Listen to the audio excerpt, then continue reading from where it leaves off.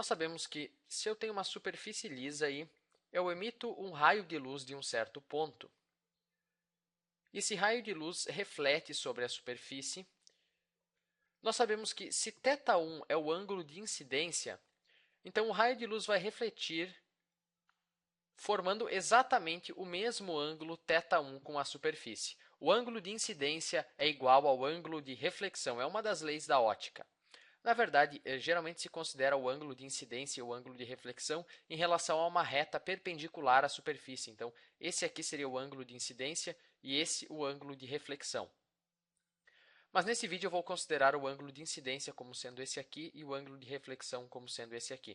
Mas, na verdade, como eu tenho aqui ângulos retos, se esses dois ângulos aqui forem iguais, automaticamente esses aqui vão ter que ser iguais também, porque θ1 mais esse aqui forma 90 graus, θ1 mais esse aqui também forma 90 graus, então esse tem que ser igual a esse. Bom, mas qual é o objetivo desse vídeo? O objetivo desse vídeo é usar derivadas para demonstrar esse fato, que θ1, se θ1 é um ângulo de incidência, então a luz vai refletir formando esse mesmo ângulo θ1. E para isso nós vamos usar alguns outros princípios da ótica, a propagação retilínea da luz e também o princípio da distância mínima. Mas vamos fazer novamente o esquema aqui. Vamos supor que do ponto A eu emito um raio de luz, ele vai tocar na superfície num certo ponto P, e o raio de luz vai refletir. Vamos supor que esse ângulo aqui é θ1, o ângulo de incidência, e o raio de luz vai refletir, formando um certo ângulo θ2 com a superfície, até chegar aqui num ponto B.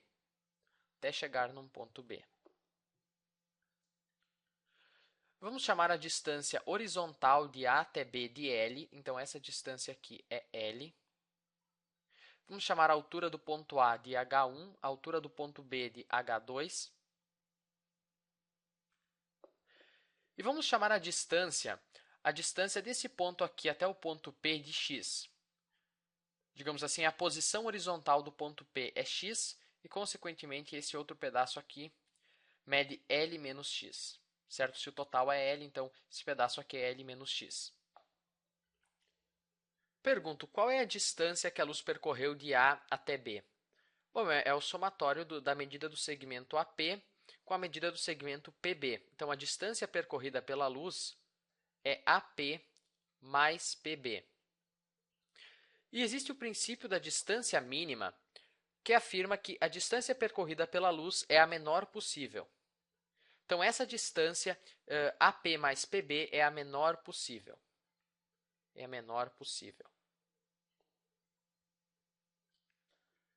Bom, o que é AP e o que é PB? Vamos tentar expressar isso em termos das grandezas que nós determinamos aqui. Bom, isso aqui é um ângulo reto, certo? Porque essa é a altura do ponto A. Então, eu tenho um triângulo retângulo no qual AP é a hipotenusa. Então, vamos usar o teorema de Pitágoras. AP ao quadrado é igual à soma dos quadrados dos catetos. Um cateto mede x, outro cateto mede h1. Então, AP é a raiz quadrada, é positivo, certo? Uma medida de x ao quadrado mais h1 ao quadrado. Então, AP, vamos escrever assim, como nós vamos pegar a derivada, é mais fácil escrever assim, x ao quadrado mais h1 ao quadrado na 1/2, mais o que é o PB? Bom, PB também é a hipotenusa de um triângulo retângulo, desse triângulo retângulo aqui. Então, PB ao quadrado é igual a L menos x ao quadrado mais H2 ao quadrado. Eu espero que não seja muito pequeno, mas você pode deixar em tela cheia. Então, PB é igual a raiz quadrada de L menos x ao quadrado mais H2 ao quadrado. Então, nós podemos expandir isso aqui como raiz quadrada de... O que é L menos x ao quadrado? É L ao quadrado menos 2LX mais x ao quadrado. E daí tem o mais H2 ao quadrado. Então, o PB é tudo isso aqui. É L ao quadrado menos 2LX mais x ao quadrado mais H2 ao quadrado elevado na 1/2. E vamos chamar isso aqui de f de x. Então, é a distância que a luz percorre em função de x. X é a distância desse ponto aqui até o ponto P, no qual o raio de luz incide na superfície. E o que nós sabemos sobre essa função f de x? Bom, nós sabemos pelo princípio da distância mínima que ela vai ter o menor valor possível, porque a luz percorre a menor distância possível de A até B. Então, qual é a derivada de f de x? E por que nós estamos calculando a derivada? Porque o valor mínimo geralmente ocorre num ponto crítico, quando a derivada é igual a zero, certo? Se essa aqui é o gráfico da função f de x, o ponto mínimo pode ser mais ou menos aqui, e a reta tangente é horizontal, a inclinação é zero, a derivada é zero. Então, o que é a derivada aqui? Bom, regra da cadeia, certo? A derivada da função de dentro aqui é 2x, derivada de h, 1 ao quadrado é zero, vezes, agora a derivada da função de fora como um todo, derivada de alguma coisa na 1 meio é 1 meio, vezes o alguma coisa elevado na menos 1 meio, lembre-se, o expoente desce multiplicando e tira 1 do expoente, mais, agora aqui regra da cadeia também, a derivada de L ao quadrado em relação a x é zero, a derivada de menos 2lx em relação a x é menos 2l, a derivada de x ao quadrado em relação a x é 2x, a derivada de h2 ao quadrado em relação a x é zero, e agora eu multiplico pela derivada da função como um todo, ou seja, em relação à parte de dentro. Então, a derivada de alguma coisa na 1 meio em relação a essa parte de dentro é 1 meio vezes a parte de dentro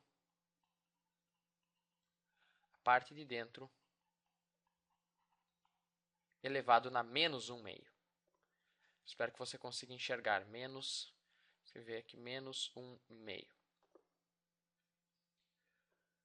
Nós podemos simplificar, certo? F' de x é igual, esse 2 simplifica aqui, então fica x. Elevar na menos 1 meio é a mesma coisa que estar no denominador tirando a raiz quadrada. Então, é x sobre a raiz quadrada de x ao quadrado mais h1 ao quadrado. Agora, esse 1 meio simplifica com esses dois aqui, então fica mais menos L mais x sobre, novamente, elevar na menos 1 meio é a mesma coisa que estar no denominador tirando a raiz quadrada. E lembre-se, o que é L ao quadrado menos 2lx mais x ao quadrado? É L menos x ao quadrado, certo? Nós expandimos isso antes, então é L menos x ao quadrado mais, vamos voltar, trocar de cor aqui, mais h2 ao quadrado. E nós, inclusive, podemos fazer uma troca aqui. Eu vou trocar esse sinal de mais por um menos e vou inverter os sinais aqui. Ao invés de menos L, eu vou escrever mais L. E ao invés de mais x, fica menos x.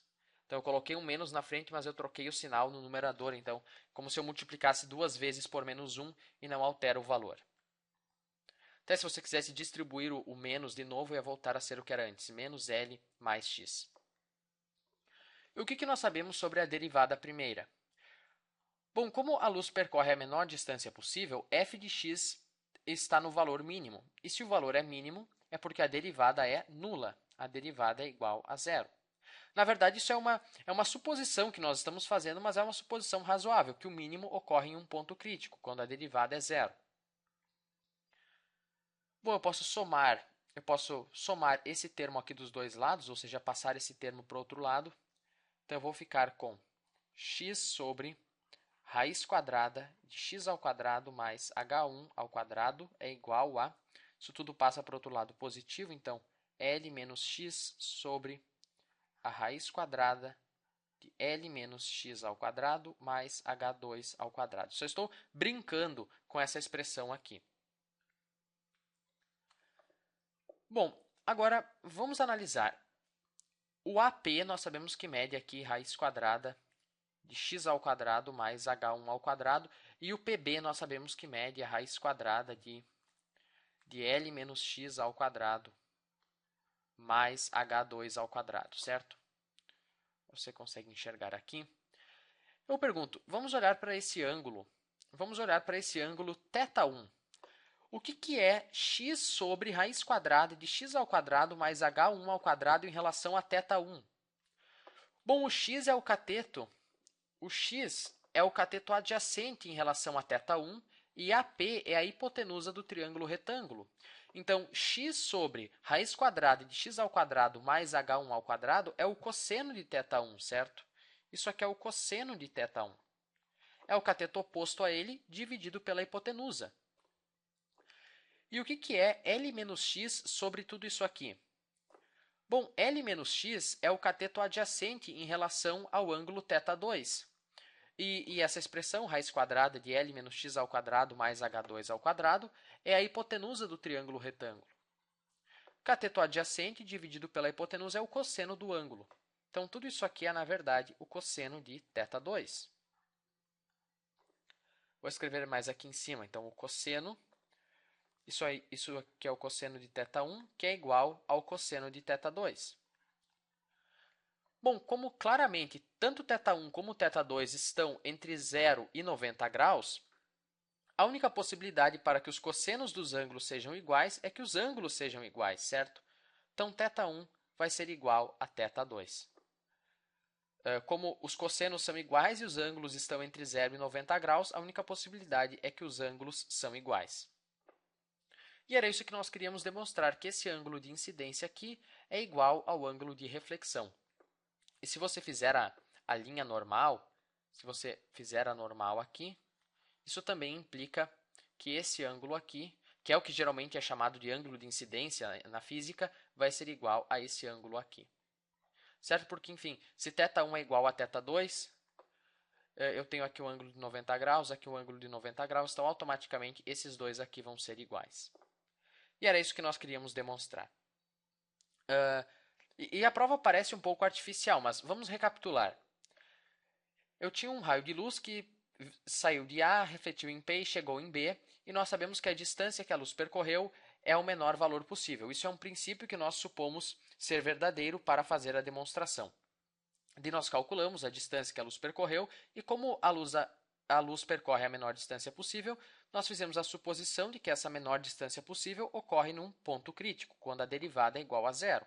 Então, nós igualamos a derivada a zero, manipulamos a expressão e vimos que a expressão se reduz a cosseno de θ1 é igual a cosseno de θ2, e isso implica que θ1 é igual a θ2. O ângulo de incidência é igual ao ângulo de reflexão.